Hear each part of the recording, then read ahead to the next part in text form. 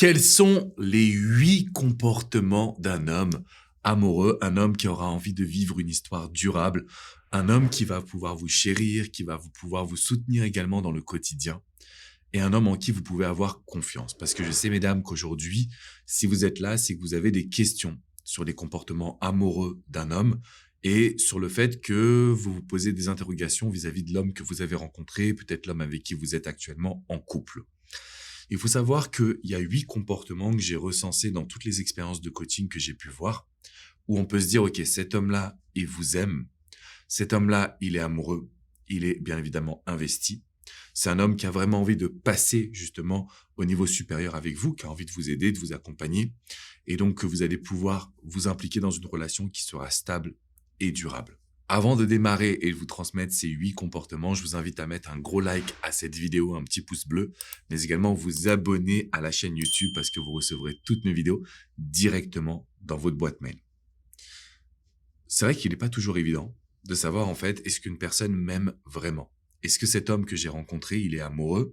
Souvent, mesdames, parce que vous allez avoir du mal à entendre ce que vous désirez entendre. C'est-à-dire que les hommes aujourd'hui, en termes de communication, je vais m'inclure dedans, on n'est pas très bon. C'est pas forcément naturel, c'est pas là où on excelle. Et donc forcément, vous allez vous demander, mais comment est-ce que je peux savoir si cet homme, il m'aime, s'il est amoureux, si je peux lui faire confiance? Le premier comportement, il va aller justement à l'opposé en général des mots. Ça va être au niveau des actions. Donc un homme qui va vouloir passer du temps avec vous.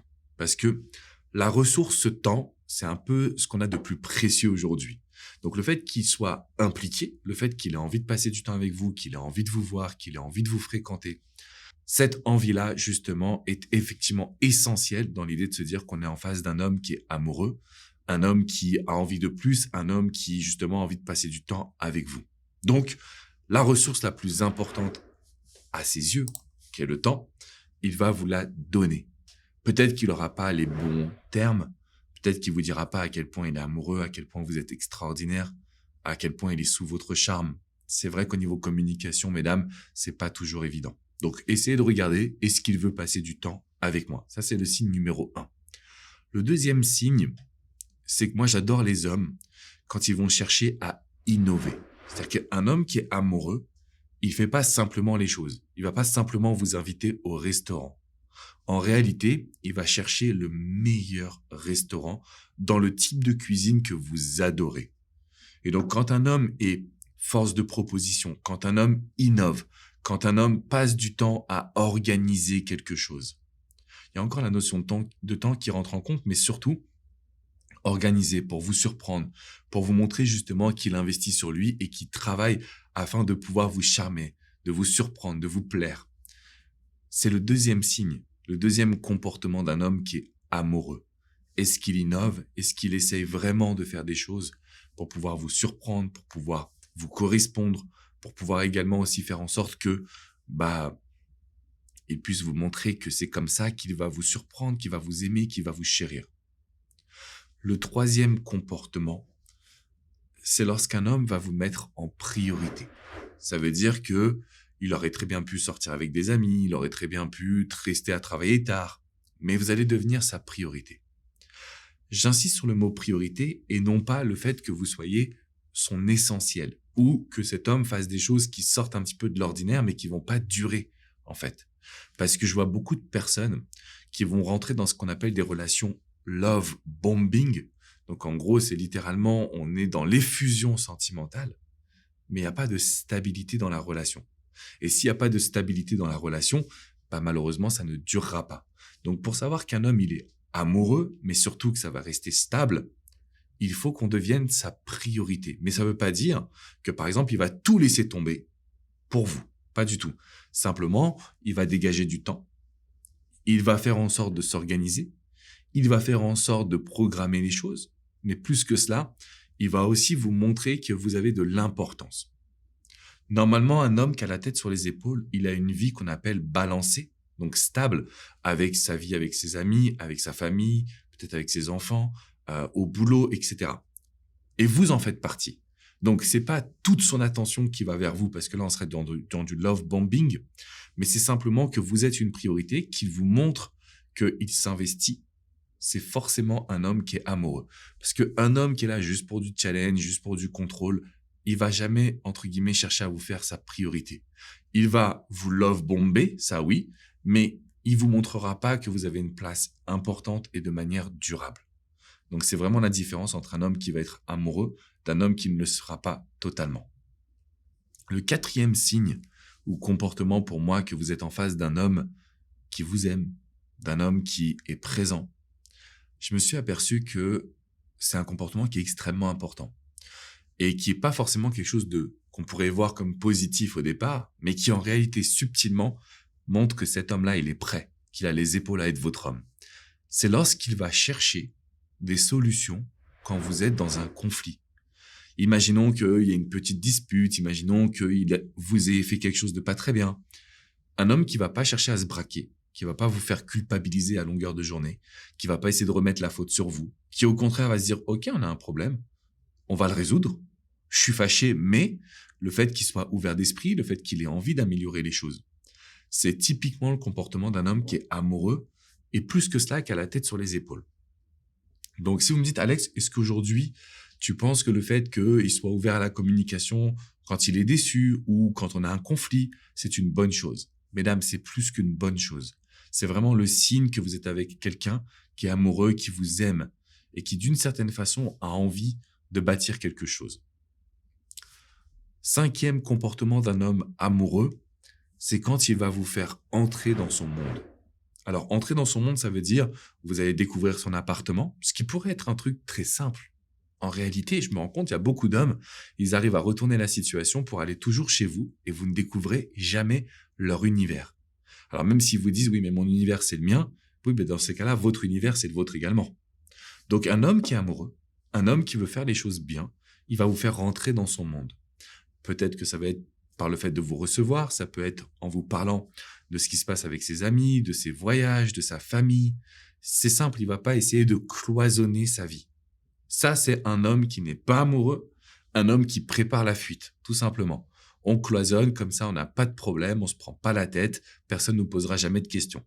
Là, c'est différent. Donc, il va vraiment falloir qu'on arrive à pouvoir rentrer dans une nouvelle dynamique où vous allez vous dire, si un homme, justement, il est capable de résoudre les conflits, si un homme, il est capable de communiquer, c'est génial. Et en plus de ça, s'il est capable de m'ouvrir son monde, ça veut dire que là, en gros, je peux lui faire confiance et lui-même me fait confiance.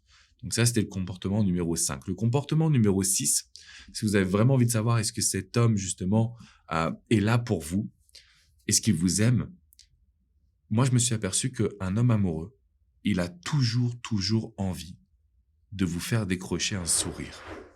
C'est vraiment le signe que je vois au quotidien. Donc, ça veut dire que c'est quelqu'un qui va chercher à vous faire sourire en vous faisant des compliments, en vous faisant des petites blagues. À chaque fois qu'il va vous voir, il va être un petit peu comme un enfant le jour de Noël. Il est dans une énergie où il est juste heureux et tout ce qu'il a envie, c'est justement de vous faire sourire.